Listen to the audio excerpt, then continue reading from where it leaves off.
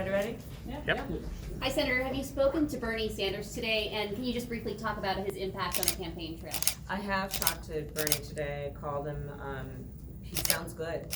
He sounds good, and he's a fighter. And so I'm sure we're going to be back, and we're going to be duking it out on the campaign trail soon. He's good.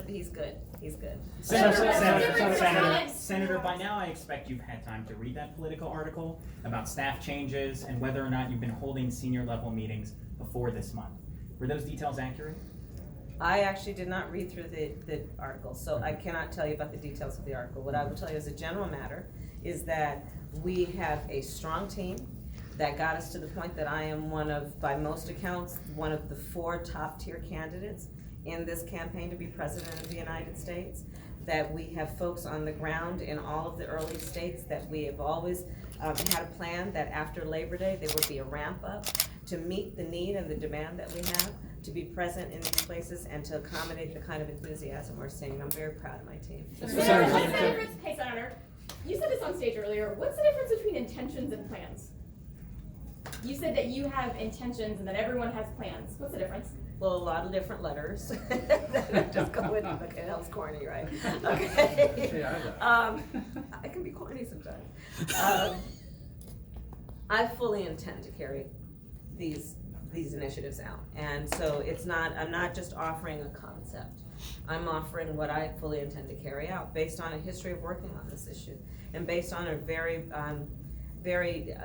strong belief that action is critically necessary. So it is my intention to carry it out, and it's an expression of that intention and a very strong commitment to seeing it done. Senator Harris, Mayor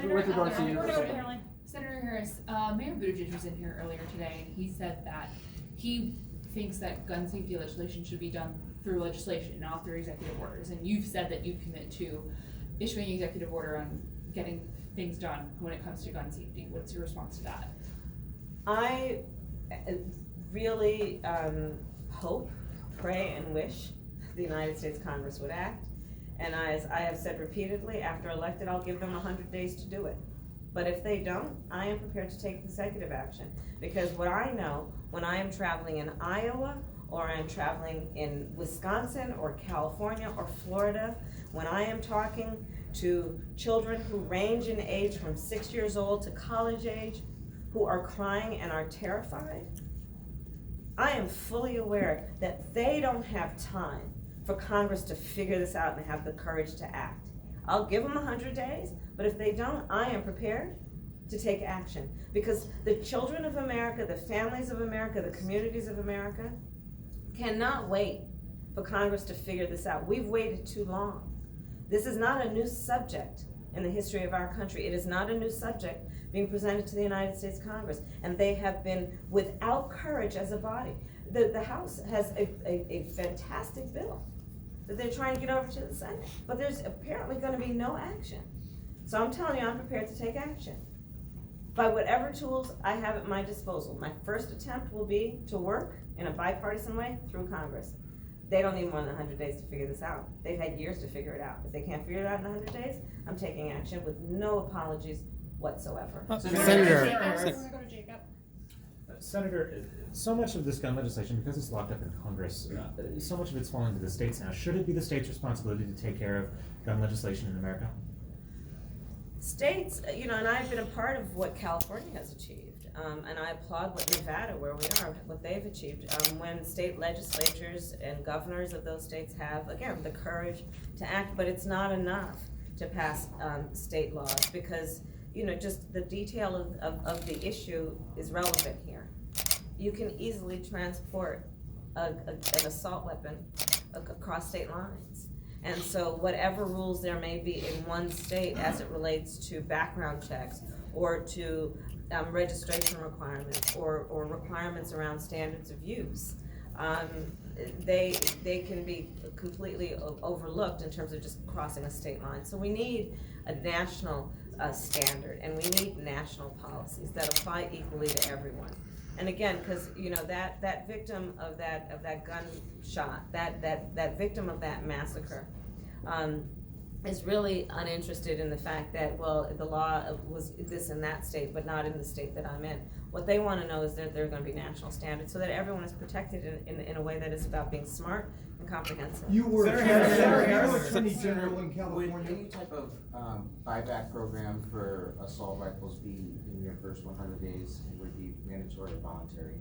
No, I first attempt to get it through legislation, and it would be mandatory, but we have to work out the details. I mean, you don't take something that has value that people have paid money for and not give them fair value, and so there are the details that have to be worked out, and there are a lot of details that would be present in that kind of policy. So I support the concept, but the details will matter. And would you want to see Congress do it in the first 100 days? Well, I wanna see Congress take action, but certainly on the issue of what we need around universal background checks and the renewal of the assault weapons ban, that I would definitely wanna see within the. You were Senator Attorney Harris.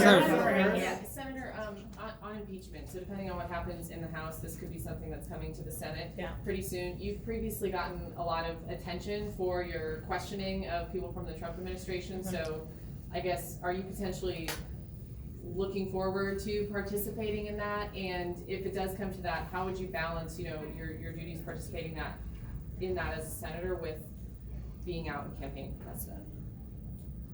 I am deeply troubled and saddened that the United States Congress, with all of the work that we need to get done on everything from smart gun safety laws to what we need to do to have an infrastructure plan, to what we need to do to deal with the climate crisis, that we are gonna have to spend our time holding accountable a president who is lawless and who has evidenced no respect for the oath of office that he has taken. Oh, that it didn't have to happen, but it does, in defense of our democracy and in defense of the construct of our democracy, which says that when you have a member of any branch of government, in this case the executive, who has violated the trust and abused their powers, they have to be held accountable. Am I looking forward to this? I absolutely wish we were not at this moment. I wish so many things that are just not possible because Donald Trump is not capable of what I believe a president should be. And so he's gonna have to be held accountable. And The president keeps Senator using the word Harris. treason. I'm sorry, that's all I've got time The for. president keeps using the word treason. Can you react to that? She's in- Okay.